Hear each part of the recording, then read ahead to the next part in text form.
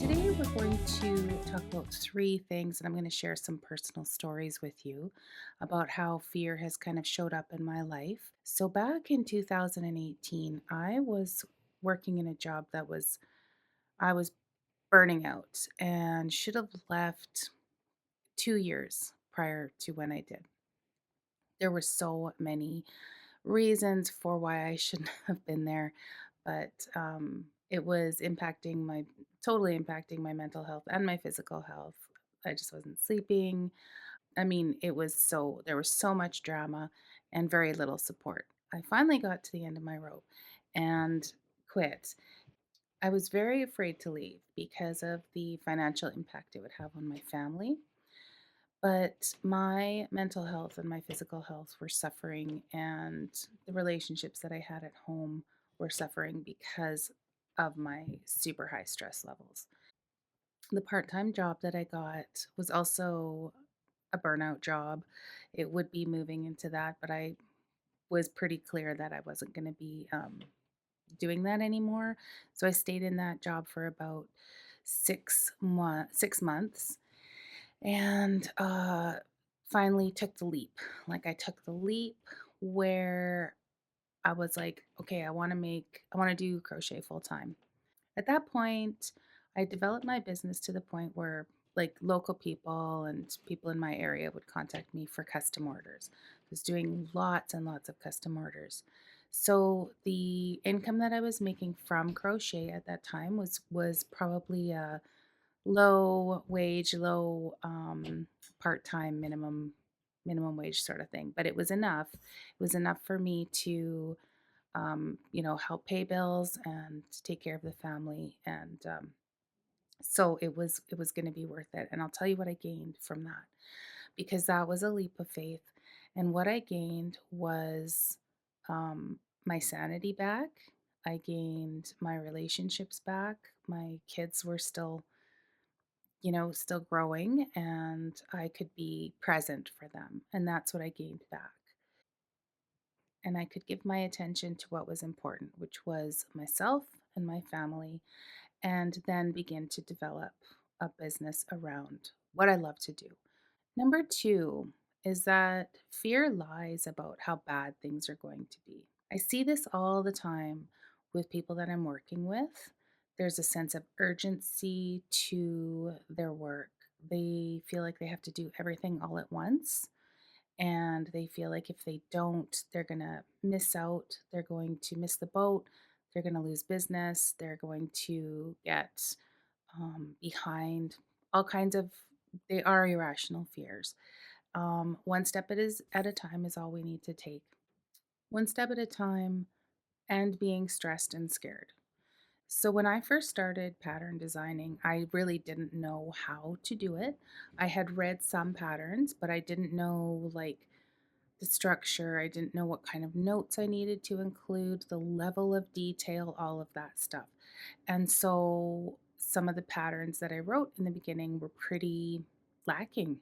And my intent was always, fully behind what I was doing. I really believed in my patterns and my designs, but the actual patterns themselves needed some work. And at that time, I was offering patterns for free so that I could get some feedback from people, get my name out there. But what had happened was I had people coming and complaining really hard at me. And that was difficult to deal with, actually. I was afraid that people would hate my patterns, and that I was a bad pattern writer, and that I'd never sell any patterns, and my dream was silly. And like, who makes money from, who can make actual money doing what they love doing, especially something like crochet or handmade. So I had all of these doubts and fears, and the remedy for that for me was to find a great tech editor, which I did, and I hired her for not too long. they're pretty expensive, but I gained so much from her and from her guidance. So just showing me how to write pattern, what needs to be included in there, like the steps, the notes, the abbreviations, like everything. And after that, I just kept going. I kept designing, and I kept trying to create better and better patterns and better written patterns. So, like, I really focused on developing my skills as a pattern writer to make sure that my patterns would render for others the result that they want, that I have shown them. So that's what I really focused on. So yes, fear will lie about how bad things are going to be, but a lot of that is just old thinking. It's listening to other people. Other people will have opinions. Um,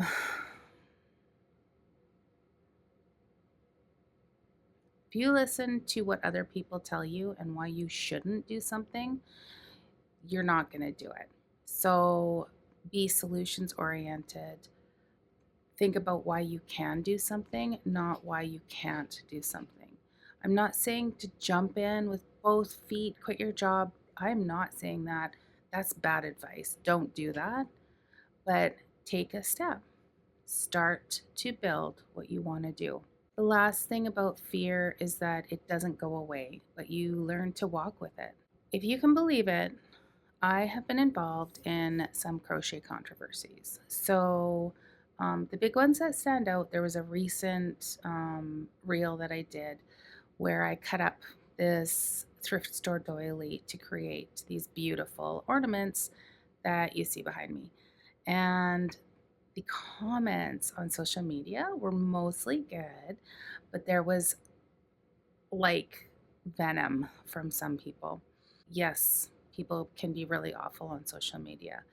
And I have a really large Facebook following, and I've looked at the numbers and I've looked at the stats, and they tend to be typically they're older women that are my followers on Facebook. Who I love older women, of course I do, but there seems to be sort of sometimes there's like a lack of etiquette around social media. They just, they didn't grow up with social media, so things are different. Same here. Like, I'm a Gen X. Like, I didn't grow up with social media, but there's an etiquette that, you sort of has developed, I guess. So sometimes I find that the people that are spewing the venom are these older people that I don't know. I guess they think that there isn't a human being attached to the end of Facebook business page. So I don't know.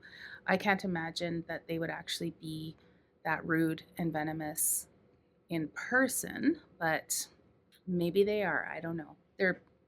Anyways. Those are not the people that I'm looking to connect with. I'm really super not.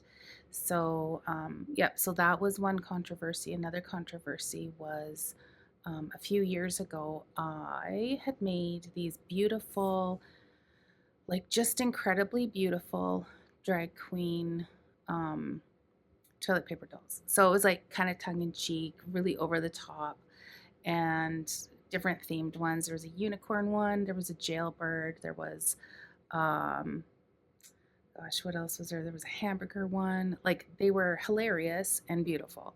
I'm very immersed within the LGBTQ2S plus community. I've got lots and lots of connections in there, and my closest people belong to that community. So I am not going to sacrifice, I'm not going to listen to ignorance, and I'm not going to listen to intolerance.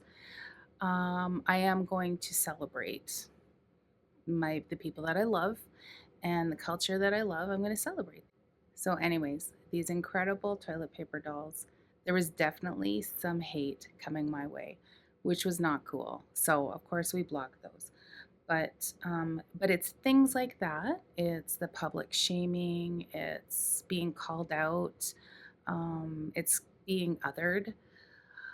Those are things that can prevent all of us from doing the things that we love and being self expressed. How do you deal with that? Well, yeah, it's scary for sure. But if you have something that's important to you, if there's a really deep core value that you have